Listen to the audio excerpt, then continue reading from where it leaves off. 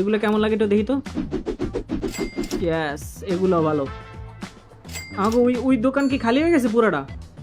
হ্যাঁ, পুরাটা খালি হয়ে রয়েছে। বোধহয় এখানে একটুখানি কাম করব না, উনি ক্যাশিয়ার, তাই ক্যাশই সামলাবে, উনি আর কামই করবে না।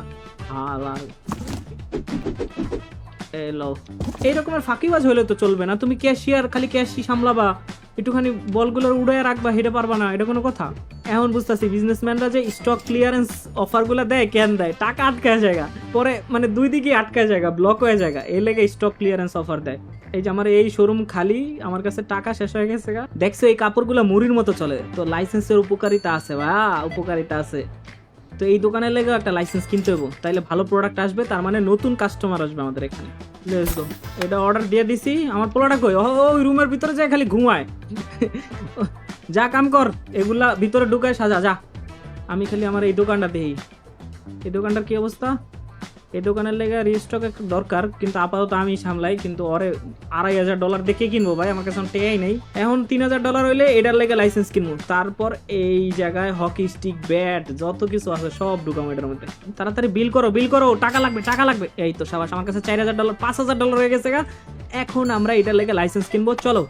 ও রে ভাই, জুতার লেগা লাইসেন্স $2500। ব্যাট র্যাকেট কিনতে চাই তাহলে $7000 লাগবে। হয়ে গেছে আমার কাছে $5000, তাহলে $7000 দিয়ে যে এটা কিনি, ভালো হইব। ব্যাট রাখতে পারবো, র্যাকেট রাখতে পারবো, এগুলো কিনবো। তাহলে আরেকটু অপেক্ষা করি, $7000 লেগে অপেক্ষা করি। আচ্ছা, এখানে 10টা প্রোডাক্ট আছে, 10টা প্রোডাক্ট আমি $1000 লাভ করতে পারবো। তার মানে $7000 দেওয়া লাইসেন্স আমি একটা কিনা লাই, আল্লাহ ভরসা। এই তো সাবাস। এবার আমরা এখন যদি প্রোডাক্টের দাম বেশি হয়, না না দাম বেশি না, হকি স্টিক কিনি $650। চলো চলো, এই তো আমাদের হকি স্টিক চলে এসেছে। কিন্তু হকি স্টিক যে রাখবো, হকি স্টিক তো এই জায়গায় রাখা যাবো না। এই তো আরেকটা মারা খাইছি। হকি স্টিকের লেগে আরেকটা শেলফ বানাইতে হবো। ওই শেলফ কয়টা বানাইতে হবো ভাই? স্টিক হ্যাঙ্গার, এটা লেগে লাগবো 2000। হইছে না কাম? $2000 পাম কই আমি এখন? এই তো মারা খাই গেছি গে বন্ধুরা। হকি স্টিকগুলো আমি এখানে রাখতেও পারতাছি না, বিক্রিও করতে পারতাছি না, টাকা নাই, আর প্রোডাক্ট সব খালি হয়ে গেছে গা। আই হায় রে, মারা খেয়ে গেছি বন্ধুরা। বিজনেস ভাই বুঝা করতে হয়, এরকম হুড়ে জুড়ে করলে বিজনেসে মারা একেবারে শেষ হয়ে যাবে।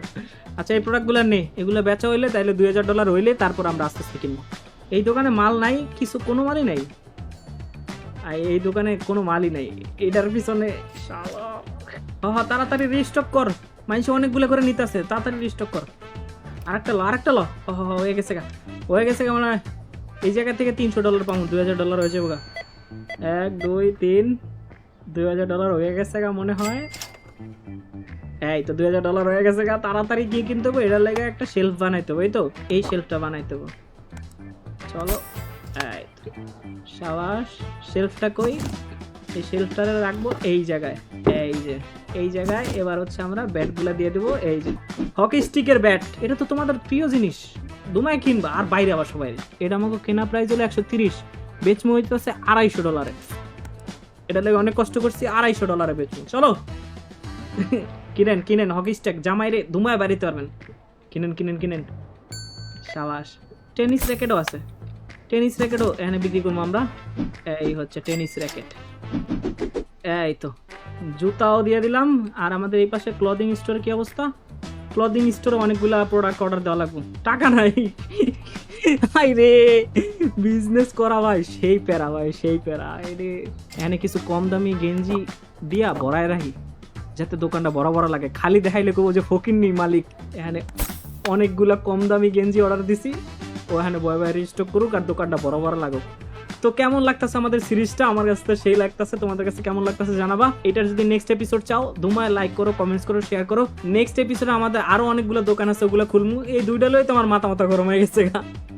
তো আজকের মতো আমি যাই, হ্যাঁ, ভালো থাকো, ভালো রাখো, যে তোমাকে ভালোবাসে। আল্লাহ হাফেজ।